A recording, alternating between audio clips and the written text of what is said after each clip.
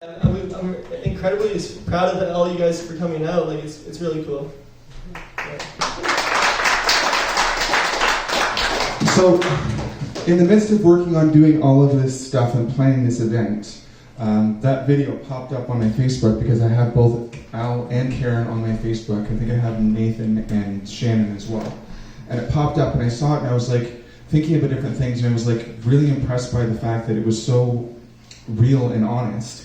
And that, you know, it all still brought everything back to the cross, which is where we really need to be looking at a lot of this stuff.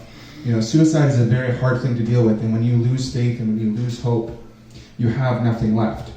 So it was kind of neat to see that, and I thought, you know, for the theme for this month, that it would be good because Nathan sought out help, which is one of the hardest things to do when you're going through stuff. Because you think people will think that you're crazy, or you know, you'll end up in the hospital for a while to deal with things, or you may not know how people react to things. So it's one of the hardest things to do. So it takes a lot of strength to do that, and then to be that honest and open with the world about it is even more impressive in a lot of ways. So thank you for coming and speaking, and I hope that we hear lots of good things. Thank you. So yeah. So Nathan and I were talking a little bit about, you know, what some things he should share, and there's only a certain amount of time, right? So I thought, yeah, we can maybe just interview him, and then I'd like to say too, after, maybe you might have some questions too, and you might want to just ask Nathan some things, or one of us. So anyway, the first question that I wrote down, and was, and the video did speak about some of this, but what brought you to a place of making a choice to change your life? Well, so a lot of it was like, I grew up like in a Christian family. I never had a faith really, but a lot of stuff happened in my life. I got threatened by a friend who I stopped hanging out with for a week, and I was using at the time. I was using drugs, and I had this like empty part of me, like I couldn't fill with anything I was doing, whether it was partying or like money or like girls or whatever it was, and I just felt so like lost and broken, and I realized like if I don't seek help, I'm gonna die. So I decided to seek help, and then all the people started coming to my life, coincidences started happening, and I really just like, I started writing about it, and I wasn't advertising at the time, and I decided that I am going to leave advertising. I'm gonna stop partying. I'm gonna like try to make my life better but with God and with my friends and family that were there. And yeah, I thought I was gonna die, and I just like, also my father put my name in 30 prayer groups across Canada, and people started praying for me, and like I became a Christian on my own. I just like I decided that like I'm going to follow Christ on my own, and then he told me that the day before they put my name in like prayer groups. So yeah, it just, everything came together, and like I didn't want to use drugs anymore. I didn't want to party anymore, go to the club. I didn't want to do anything like that, because this empty hole in myself was filled with God and with my friends and family. And honestly, like this place has been amazing for me. Like this place, like all the people that work here are so passionate in what they do, and like the mission statement that we try to do here. I just like this place also helped me get help as well. And like I've always been involved in this place, but when I started volunteering here and meeting Murray and meeting all these people that work here, like yeah, this place saved my life probably. So yeah, and I became a Christian, so I stopped all the drugs and partying and stuff too.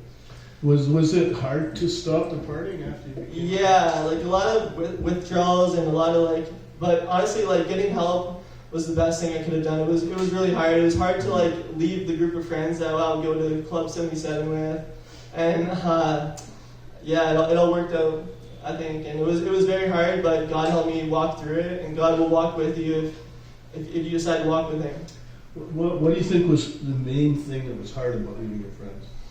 Well, my friend like threatened me when I stopped like buying like this weed from him, and like he threatened me, and my friends were really like possessive with me, and I had to get a whole new group of friends, because every time we would go out and go to like and party, they would get in fights and stuff, and just stuff I didn't want to like deal with anymore. So yeah, you talked about a whole new group of friends, but can you give anybody here advice that might be going through the same thing, like in terms of getting new friends in terms of the power of that, or how that affected you?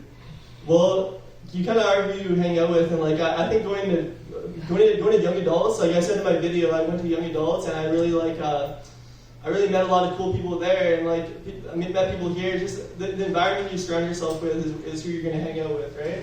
And it's funny, like I actually had like pages on pages of stuff I was gonna read like today, and just look at my phone and read. But I got some advice, and like I decided to just do it like wing it, right? And I had so much I was gonna like say, but I think this is a lot better, just kind of like more natural, just talking it off of my heart.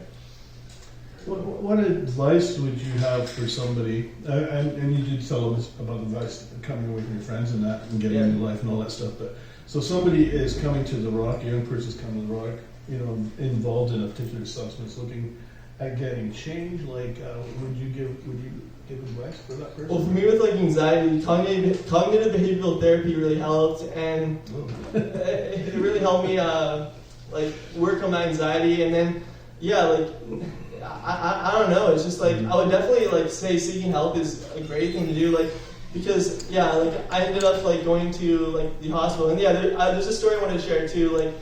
When I was in the hospital, this girl was like crying. This girl was crying, and she was like panicking. And I wrote her a note that says, like, everything's gonna be okay. God loves you. And then basically what happened was she stopped crying, and she's like asked me to give me a hug. And there's all these like little things that kind of help me like realize that I don't want to live my life like that anymore, and I wanted to make some change. Yeah. So that doesn't really answer your question, but I know I'm just I want to say today. Yeah. So Keep talking. yeah, no. Any other questions? Well, yeah, sure. When you said that you found God, right? You found God, and I know there was a lot of factors, being put on prayer lists, and that's a factor, right? But when you, what need do you feel? And this might be a hard one to answer because it could be a very large answer. But what need do you feel that coming to God brought to you that maybe say substance abuse or partying, whatever, didn't bring to you? Like I said before, like I felt like I had an empty black hole in myself, and honestly, like God filled it. Like they say in the Bible, like God gives you the peace that surpasses all understanding, that like doesn't make sense. And that really like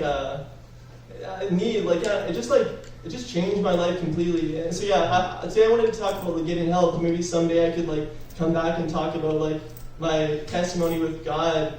But it really like changed my life in every single way. Well, I got news. You already have talked about your testimony. That's what happens. That's what happens when you don't prepare, right? I'd still love for you to come back. Right? Yeah. No, but like I've been writing a lot in like a book. Like maybe I'll release in the future. But I have like so much written different parts of my life. But when it comes to your question, like God really just gave me the peace that surpasses all understanding, and I don't really know what I can't make sense of it. I don't know what it means, but I really like showed love from God. It's hard to explain. No, you have explained it. Yeah. And it is hard to explain because it's hard to figure out why that does what it does, right? We know why substance abuse does and why it releases endorphins and all that stuff, but we don't know how is it that having this relationship, and so you have explained it, right? Yeah. And you have, because it's not it's like there's a scripture that says spiritual things are foolish to the natural mind, right? So I think you have explained it. Cool. Nathan, is there anything else that you want to share? No, just I just want to thank everyone for coming, and like I really like appreciate everyone here and everyone that's going to be watching on my YouTube channel, and You're not off the hook yet. Okay. So you might be, but but that's all I want to see. share. I just want to like say thank you guys for having me. Thank you for Mike, honestly, for what you said before, and like thank you for Mike for asking me to come, and What I wanted to do, if you're okay with this, is put it out to the floor here to see. Yeah, sure. I mean, we've got lots of time. We don't have to do any more music or anything like that. We're good, depending on how long you want to go. That Sounds good. right? So, is there anybody that would have a question for Nathan? Marie? Yeah, first off, Nathan, proud of you. Congratulations. Thank you. Right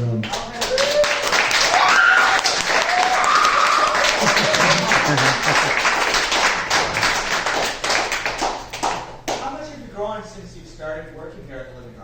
About 3 inches. And how has it changed you as a person? Well, what Murray always says, like it showed, like Murray, whenever we used to work weekend program together, he'd always say like there are good people out there, and like when someone donates like their whole like house and stuff, and like if someone like comes and donates a lot, me and Murray always say like yeah, there's good people out there. So it shows you like the community coming together and how good people are. It gives you like faith in humanity, honestly, and like being able to help, like even give a youth like a meal or whatever.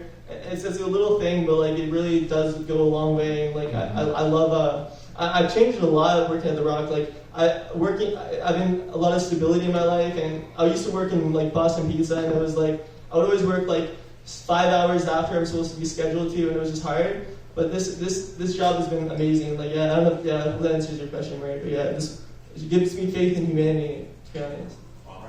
Yeah. That's great. It's awesome. So basically, you're saying that maybe it gives you a vision for people and Yeah. and stuff. Yeah. So that could play out a lot here, right? Not trying to put words in your mouth, but No. maybe. I like the way Because I know when you have a vision for somebody, you can bring them hope. But if you Yeah. don't, and you're just doing a job or whatever, it's harder to do that with Mhm. people, right? So you find that God gives you that? Yes, and I also like to apologize for the swear words in my song. I know it's kind of weird It's hearing authentic, right? that at gathering, but yeah, when I made that video, I forgot I swear to it. So that doesn't answer your question, right? It does, actually. I remember the swear days, and what it does and shows is how much you've transitioned. Yeah, so the vision with that video is like I wanted to use like a song I made in a very rough part of my life in the beginning when I was going through a hard time, and then I wanted to do a song that I made in like a good part of my life, which is the song I made with Al, which is like When I'm Gone. And it talks about like getting help, like suicidal ideations, and like it talks about a lot that I think would be relevant towards this. So I'm glad I used that song in that video. Yeah. Yeah, just so you know, that song was written about a friend of mine who ended his life a number of years ago. So. And part of the video, I talked about my friend who ended his life. And last time I spoke, when I got baptized, I was talking about him, and I was like really emotional because I got baptized 3 days after he passed. And yeah, I really wish I was always trying to get him to get help, and I wish like I wish he'd listen to me. I wish like everyone would get that needs it would get help. So that's why I think this is awesome. What this is doing you.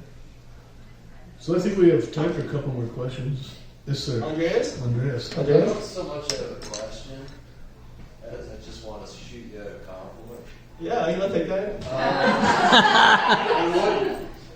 Who wouldn't? Yeah. Yeah, I met you back at Mohawk, Yeah. and I observed a really shy young man. Never put up his hand. Never spoke in the class. Always said the back. When you would speak so much in Always class. walked in with a root beer. Yeah. You've come such a long way in Thank your you. confidence, and I know that you still suffer from your anxiety, but you've got control of it. And I just wanted to shoot you a compliment. Thank you so much. It's been really nice watching you as a young man grow into an older man. Thank you, sir. Thank you. Not saying that you're geriatric like me. Yeah, because when I like dropped out of advertising and went into social work, I was really anxious. Like I would never sit less than like the back of the class. I would always be in the back. I would never talk.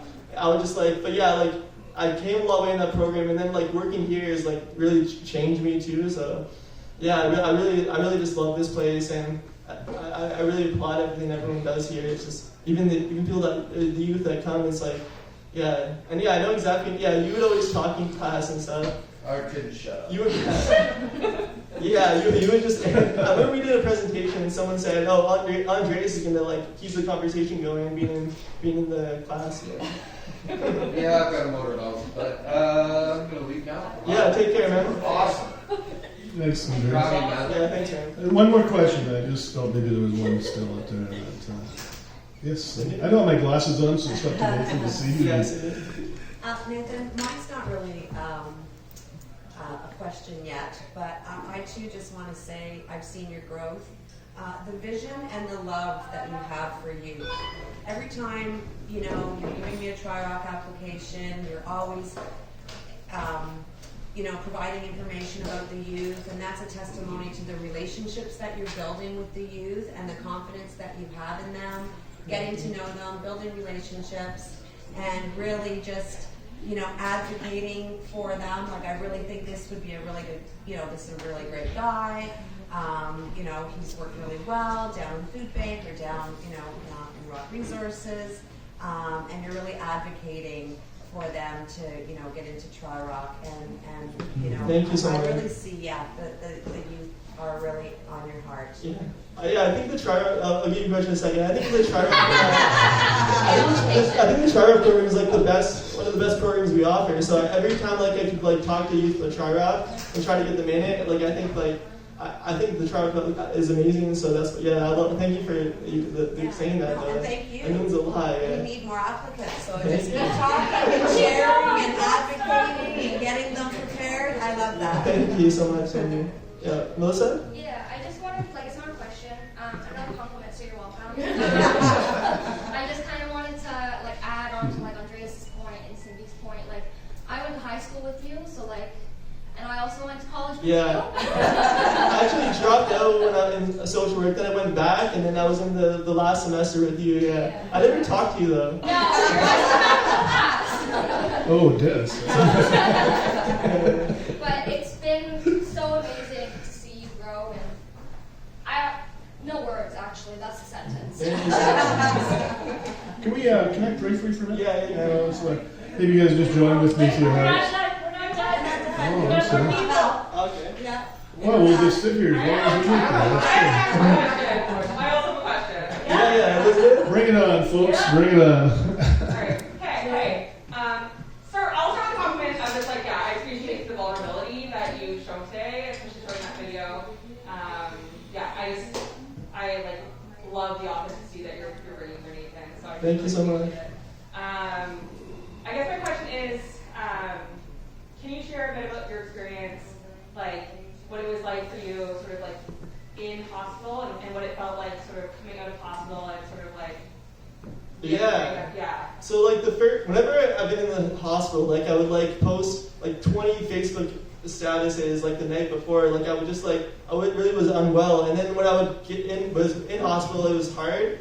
But I actually enjoyed it. I met a lot of people. It was at night. The food wasn't even that bad. It was good. But Hospital you went to. coming out of the hospital was scary because I was really anxious because I felt all my friends thought I was not unwell is the best way to describe it. I thought all my friends thought I was crazy, and everyone thought I was crazy.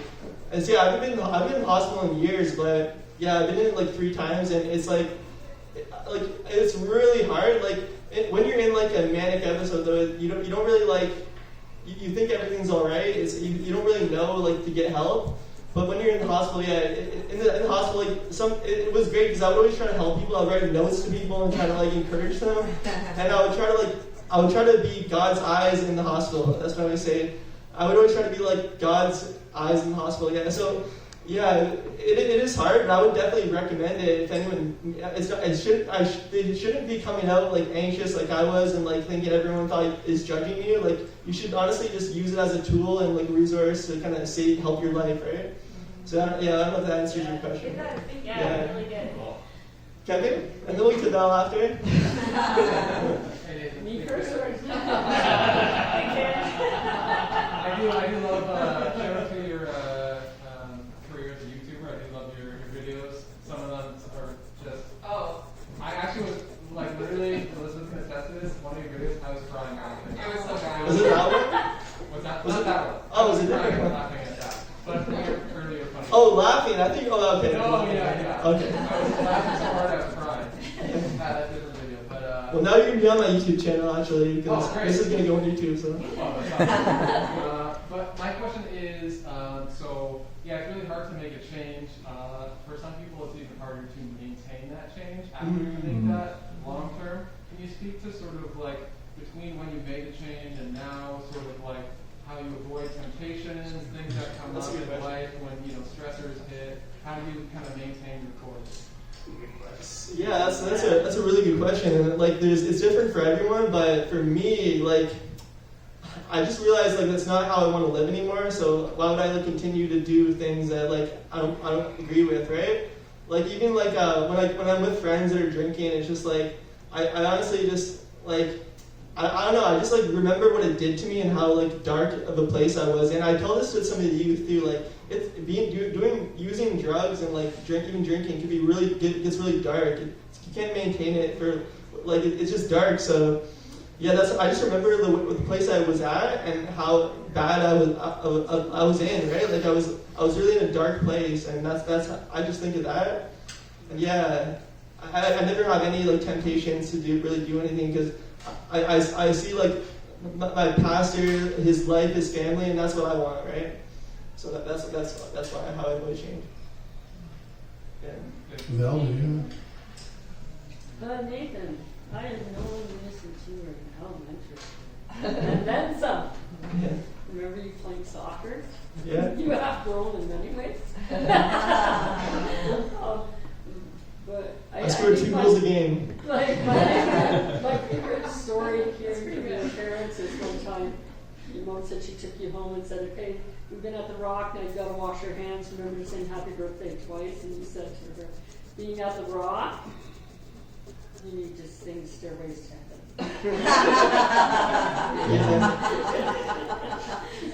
And so it's really great to see you here, and I think it's really funny. God has a sense of humor, and He put you in the food bank. But I always say God has a sense of humor, and He just proved it again. You are a very big bonus. If I can add to that, Nathan would never want, Karen and I would want to bring him down to the Rock. Even on Christmas, we'd have a big struggle. I want to stay home. I don't want to go down there. It's dirty. It's like, it's like Yeah. And now the fact that he's working here, it's like, wow. I mean, I had to be that. Right? It wasn't until like I was in college and my professor would like talk about the Rock, and like I realized the reputation it has, and like and how I wanted to work somewhere where I'm helping someone and make a change, and that's what I fell in love with the Rock. To be honest, like I love it. So.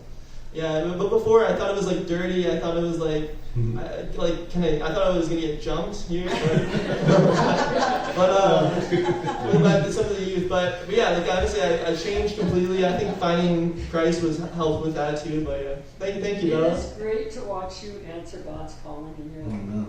Thank you. It is. It's a privilege, and it's also, yeah, like Elizabeth said, the vulnerability, but also the courage to share and the impact that has. I think it's really cool. Yeah.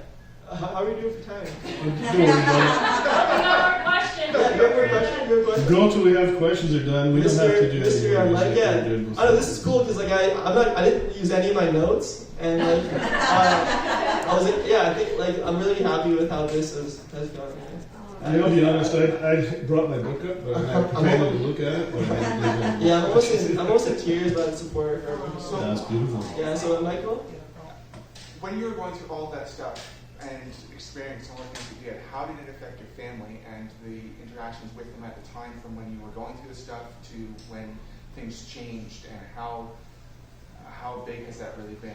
That's a good question. So like it tore my relationship with my family. Like my family was really worried of me when I was doing that stuff, but I would just like curse out my mom all the time, my dad. I told my dad I was dying, which is in the video.